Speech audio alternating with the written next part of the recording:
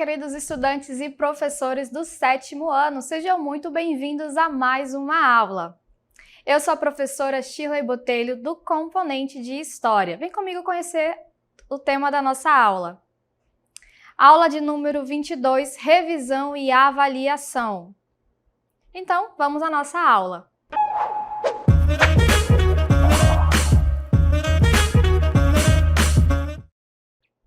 Muito bem, turmas. Então, nesta aula, nós vamos revisar dois eventos, dois temas muito importantes que vão ocorrer no século, iniciando ali no século XV e XVI.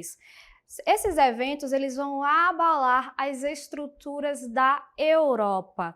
Primeiro, vamos falar da Contra-Reforma. E para isso, a gente já inicia aqui dentro desta catedral para falar da Contra-Reforma aqui. O que foi a Contra-Reforma? A Contra-Reforma, também conhecida como a Reforma Católica, refere-se ao movimento dentro da Igreja Católica para responder e combater as ideias e os desafios apresentados pela Reforma Protestante no século XVI. Observem aqui o nomezinho, ó, Contra-Reforma. Então, a gente observando a etimologia da palavra, a gente percebe contra é a primeira palavra, certo? E reforma. Então, esse movimento que vai ser dentro da igreja é um movimento interno que surge para tentar conter aquele movimento que vai questionar a Igreja Católica, que vai surgir lá em 1517 com Martinho Lutero, que foi ali a Reforma Protestante. Então, quais são os passos que a Igreja Católica vai dar para tentar barrar o avanço da Reforma Protestante? Vamos observar. A Igreja Católica, ela vai iniciar o Concílio de Trento, que vai durar ali de 1545 a 1563. Ele também foi conhecido como Concílio Tridentino. Aconteceu na cidade de Trento, no norte da Itália. Esse concílio foi uma resposta direta aos desafios apresentados pela Reforma Protestante e teve como objetivo abordar questões doutrinárias, disciplinares e pastorais na Igreja Católica. E para isso também nós vamos nos transportar para dentro das discussões que ocorreram no Concílio de Trento. Esse concílio, ele foi um encontro onde constavam ali as principais autoridades católicas. Então, a alta cúpula da Igreja Católica vai estar neste concílio. O objetivo era redefinir o posicionamento da Igreja em relação à sua doutrina religiosa. Então, percebam que, além da Igreja Católica tentar ali conter aquele avanço, ela vai também rever as suas práticas. Ela vai tentar observar aonde ela está errando para que ela não perca mais fiéis. Então, vai ser uma espécie de autocrítica também. Então, com isso, com essa autocrítica, ela vai proibir a venda de indulgências. Lembrando que a venda de indulgências refere-se àquela prática de venda de perdão, que foi uma prática muito empregada, inclusive foi um dos motivos que vai levar Martinho Lutero a dar início a esse processo de reforma, né? Além disso, essa formação do clero vai ser revista. Ele vai colocar ali a questão da criação de seminários para oferecer uma base filosófica e religiosa aos padres. Também vai haver a reafirmação dos dogmas católicos, principalmente em relação à infalibilidade do poder papal, que é uma questão que os reformadores estavam questionando. Um dos pontos que Martinho Lutero colocava é que ele questionava, eles vão questionar essa infalibilidade papal. Eles colocam que qualquer cristão batizado poderia ter acesso e livre interpretação da Bíblia, que não era necessário a intervenção do Papa ou de nenhum outro clérigo. Também vão reafirmar o culto aos santos, e a Virgem Maria, a permanência dos 7 sacramentos, a salvação por boas obras, a manutenção da Bíblia e das cerimônias religiosas em latim e o voto de castidade dos padres, que também foi questionado por Martinho Lutero, certo? Tanto é que os pastores das igrejas protestantes, que são várias, que foram várias vertentes que foram criadas a partir daí, eles não têm esse voto de castidade, né? Os pastores têm famílias, se casam, enfim.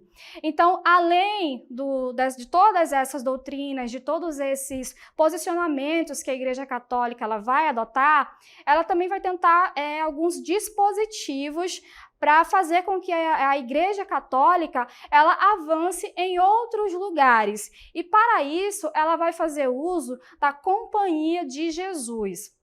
A Companhia de Jesus, ela foi criada em 1534 por Inácio de Loyola e ela vai ser fortalecida durante o Concílio de Trento. Em 1540, um pouquinho antes, ela vai ser reafirmada pela bula papal. Então, está dentro desse contexto da reforma protestante, né? A igreja vai perceber que ela vai poder utilizar essa companhia para ajudar na difusão do catolicismo. O objetivo da Companhia de Jesus era conter o avanço do protestantismo e expandir a fé católica. Os jesuítas, eles eram conhecidos como os soldados de Cristo. Isso é um ponto importante, como eles vão ficar conhecidos dessa forma. Por que soldados de Cristo? Eles eram conhecidos por ter uma disciplina muito rígida. Então, eles tinham um trabalho missionário com uma rígida disciplina e hierarquia, que era uma característica marcante nesse grupo missionário. O Inácio de Loyola, ele era, antes de ser integrante do clero católico, ele era um militar. Então, ele foi militar espanhol e aí, depois ele fica doente, sai do exército e ele vai se integrar posteriormente ao clero. Então ele monta ali um grupo, consegue alguns seguidores e a Igreja Católica vai permitir que esse grupo acabe se formando. Então por isso que a Companhia de Jesus vai ficar conhecida dessa forma, né? Como esses soldados que têm essa hierarquia, que têm essa rigidez. Então a Companhia de Jesus vai ser utilizada em várias missões, sobretudo nas terras que serão encontradas, que serão feitas como colônias posteriormente. Então, outras características da Companhia de Jesus, vamos observar. Ela desenvolveu regras disciplinares para a vida religiosa, eles deviam renunciar aos bens materiais, fazer voto de pobreza e disseminar o catolicismo. Eles tinham também um elevado grau de instrução e se dedicavam principalmente à educação. Isso aqui também é bom a gente frisar, porque eles vão desenvolver missões na África, Ásia e América. E eles estiveram entre os primeiros colonizadores europeus a pisar em solo americano, inclusive no Brasil. Os primeiros missionários, as primeiras missões religiosas que vão vir para o Brasil, que vão vir com os colonizadores portugueses, vão ser os jesuítas. E aqui na Amazônia, as missões jesuíticas, os jesuítas eles vão cuidar das legislações em relação ao trabalho indígena. Inclusive, eles vão ter vários conflitos com os colonos, com os portugueses, vão ser expulsos posteriormente porque eles tinham divergências em relação ao uso da mão de obra dos indígenas. Então, eles desenvolviam estratégias para converter os indígenas à fé católica. Então, eles estão inseridos dentro desse contexto de difusão do catolicismo. O intuito da Igreja Católica, do uso da Companhia de Jesus, era impedir que o protestantismo avançasse nessas áreas recém-descobertas pela coroa portuguesa e pela coroa espanhola, uma vez que a Igreja Católica estava perdendo fiéis na Europa. Então, vai buscar novos fiéis nesse novo continente, certo? Então, outro dispositivo utilizado pela Igreja Católica vai ser o Index Librorum Prohibitorum, que foi criado em 1559. Traduzindo, ele é o índice de livros proibidos. Então, seria ali a censura inquisitorial. A Igreja Católica ela vai listar vários livros considerados heréticos, livros que vão contra aos ensinamentos da Igreja. Então, ali era um controle da circulação de livros contestadores do credo católico. Esses livros poderiam ser livros de teor científico, livros de teor filosófico, livros literários. Aí a gente tem uma lista de livros, né? O Decameron, do Boccaccio, nós vamos ter livros do Galileu Galilei, nós vamos ter livros de vários filósofos, de vários intelectuais que serão proibidos, livros que serão queimados. É interessante a gente observar que essa lista, que esse index, ele só vai ser extinto da Igreja Católica no século XX. Então, durou aí por cerca de 4 séculos. Foi em 1966 que o index deixou de existir.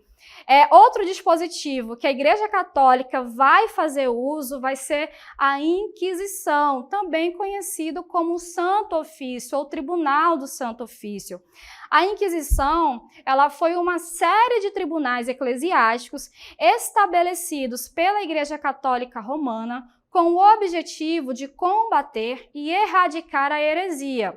Esses tribunais tinham a responsabilidade de investigar, julgar e punir indivíduos acusados de desvio doutrinário ou de práticas consideradas heréticas pela Igreja. A Inquisição já eram tribunais utilizados durante a Idade Média. Então, não era uma prática nova, não era uma prática que foi criada pela Contra-Reforma, mas foi uma prática que foi resgatada pela Contra-Reforma, certo? Então, já antes da Contra-Reforma, a gente já vai ver algumas figuras conhecidas que já foram torturadas, já foram julgadas e queimadas pela Inquisição. Joana d'Arc, por exemplo, é uma delas, né? Joana d'Arc, que era uma figura que lutou na Guerra dos 100 Anos pela França, foi julgada e condenada por heresia. Ela foi considerada praticante de bruxaria, enfim, foi condenada ali pela Inquisição. Então, ele foi um dispositivo muito empregado durante ali o século XV também para conter práticas ditas como heréticas. Então, a partir do século XV, vai haver um evento que vai ficar conhecido como as Grandes Navegações, que no século XVI, a Igreja Católica ela vai fazer uso para expandir os seus domínios. Então, percebam que a Igreja Católica ela vai fazer uso de várias ferramentas para continuar o seu domínio não só na Europa, mas em outras regiões do globo. Então vamos ver o que são as grandes navegações e como a Igreja Católica vai fazer uso e vai se beneficiar desse novo empreendimento. As grandes navegações ou expedições marítimas, elas se referem a um período histórico entre os séculos XV e XVIII, durante o qual as monarquias europeias, especialmente Portugal e Espanha, em aliança com a burguesia, realizaram explorações marítimas em larga escala. Essas expedições tiveram profundos impactos no comércio global, na cultura e nas relações internacionais, marcando o início da era da colonização europeia e do intercâmbio intercontinental. O objetivo principal dessas expedições era encontrar novas rotas comerciais para as regiões produtoras de especiarias no Oriente, como a Índia e a China, contornando o controle do comércio pelo Mediterrâneo, que era monopolizado pelos comerciantes muçulmanos e da Península Itálica.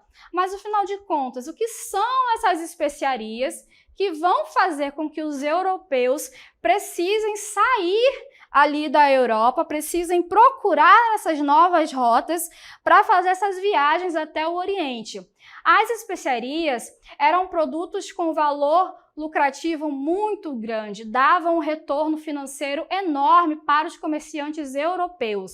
Eram produtos que serviam tanto na medicina como na culinária, eram artigos de luxo como pimenta, cravo, canela, perfumes, tecidos, enfim, eram produtos diversos, eram produtos especiais, por isso aqui, ó, especiarias.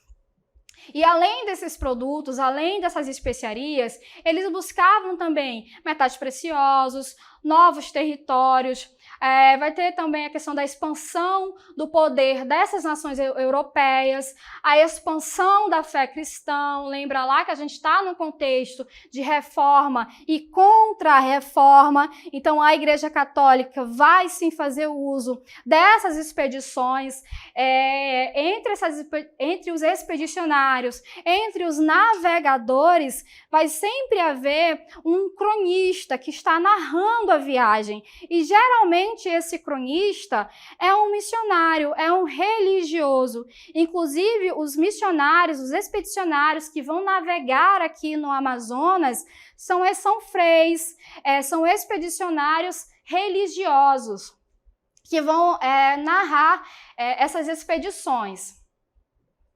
E aqui a gente tem o pioneirismo português. O que é pioneirismo? Pioneirismo se refere a ser o primeiro. O que fez com que Portugal fosse o primeiro país europeu a se lançar ao mar, a se lançar a essas empreitadas? Então, perceba, a gente trouxe aqui no mapa essa região aqui, onde eu estou pontuando, marcando, é o Mar Mediterrâneo.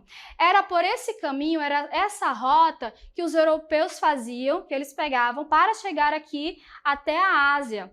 No entanto, essa rota, vou apagar aqui para vocês, essa rota, ela estava dominada tanto pelos comerciantes genoveses, pelos italianos, quanto pelos muçulmanos. Então, eles estavam taxando muito essas viagens e os muçulmanos muitas vezes impedindo essas viagens. Por isso que os portugueses, que os europeus estavam precisando contornar essa região aqui. Então, eles precisam encontrar novas rotas. E aí, por que Portugal vai ser o primeiro a se lançar nessas viagens? A gente tem aqui algumas explicações que vão dar conta disso. Então, primeiro, Portugal está localizado aqui na Península Ibérica. Essa região está de frente aqui para o Oceano Atlântico. Isso vai lhe dar uma vantagem, já que ele não precisa ultrapassar por nenhum outro território. Então, ele está de frente para o mar. Para o oceano. Se ele está de frente para o Oceano Atlântico, isso lhe dá uma tradição marítima. Então, ele já trabalha com atividades pesqueiras, já tem uma tradição com comércio marítimo. Então, ele já tem ali uma certa intimidade ali com essas atividades no mar. A partir do século XV, eles vão investir na Escola de Sagres. A Escola de Sagres é um instituto de estudos onde vão ser desenvolvidas tecnologias náuticas. Então, nessa escola vão ser aprimorados algumas tecnologias que a gente vai já ver quais são. E também vai ter a centralização política, que isso é muito importante. Enquanto as outras nações europeias, nesse período aqui, no século XV, estão lutando, estão brigando para ter seu território unificado, a coroa portuguesa já está centralizada desde o século XIV, com a Revolução de Avis. Então, a coroa portuguesa já tem todos os elementos para se lançar ao oceano. E essa aliança com a burguesia vai acontecer a partir do momento que a monarquia se centraliza, ela vai ter uma aliança entre a burguesia e a monarquia. A monarquia tem interesse em financiar seus projetos para expandir seus domínios e a burguesia tem interesse em firmar essa aliança para expandir o seu comércio, para ter sua economia ter liberdade comercial. Então, Portugal concentrou seus esforços em contornar a costa africana para encontrar uma rota marítima a fim de para as ricas regiões asiáticas. Então, nós temos aqui todos os elementos para que Portugal desse o pontapé inicial nessa empreitada. Então, nós temos aqui as tecnologias das navegações necessárias para que Portugal, tanto Portugal quanto a Espanha, avançassem sobre o oceano. A caravela vai ser aprimorada ali na escola de Sagres. As embarcações antigas, elas não tinham a agilidade que as caravelas vão possuir. A bússola, que era uma invenção chinesa, também vai ser amplamente utilizada. Então, ela foi adotada pelos europeus e se tornou essencial para a orientação durante as viagens. Ela permitia que os navegadores mantivessem uma direção constante, eles não se perdessem. Também vai ter o astrolábio, que vai ajudar na orientação através dos astros. O quadrante também, que vai permitir essa orientação por meio dos meridianos, e o desenvolvimento de mapas e da cartografia, né, que é aquele estudo dos mapas cartográficos, que vai permitir com que eles se localizem com mais precisão. Então, Portugal se torna, assim, esse pioneiro, consegue chegar até as Índias, tem um retorno lucrativo muito grande e ele vai ser seguido posteriormente da Espanha. No entanto, a Espanha vai seguir essa empreitada um pouquinho mais distante, né? Enquanto Portugal chega na Ásia ali no final do século XV, a Espanha vai chegar um pouquinho depois. Por quê?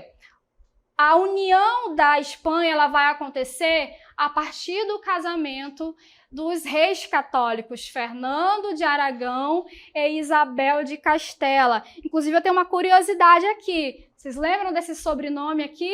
O que isso tem a ver? Lembra lá da esposa do Henrique VIII, a Catarina de Aragão? A Catarina de Aragão, esposa do Henrique VIII, é filha de Fernando de Aragão e Isabel de Castela, tá? Só título de curiosidade mesmo. Então, em 1479, a gente tem a formação da Espanha com a união de Fernando de Aragão e Isabel de Castela. Nós temos aqui, em 1492, com a reconquista de Granada e a expulsão dos muçulmanos, a Espanha vai ser unificada e a partir daí a coroa espanhola vai conseguir de fato unir todo o território espanhol e vai conseguir agora dar atenção a essas viagens e ela vai patrocinar a viagem de Cristóvão Colombo. Cristóvão Colombo acreditava que a Terra era redonda e ele poderia chegar até o Oriente seguindo a oeste. Ele não sabia, ele não tinha conhecimento que se ele seguisse a oeste pelo Atlântico, ele chegaria à América. Eles não tinham conhecimento disso. E em 1492, ele sai ali da Europa com 3 caravelas navegando para o oeste e alcança ali as ilhas do Caribe, marcando o início da colonização espanhola nas Américas. Então, todo esse processo que a gente vai conhecer como as grandes navegações, esse período de expedições, tanto que a gente consegue conectar a Contra-Reforma, como a igreja vai utilizar dessa descoberta entre aspas, tá? Como a igreja católica, como essas grandes potências europeias vão fazer uso dessas terras, dessas populações que eles encontram na América, agora para explorar seus recursos, explorar a mão de obra, e a igreja católica agora para fazer uso da fé dessas pessoas, conseguir agora novos fiéis. Bom, espero ter contribuído para que vocês façam uma boa avaliação e finalizamos então a nossa aula.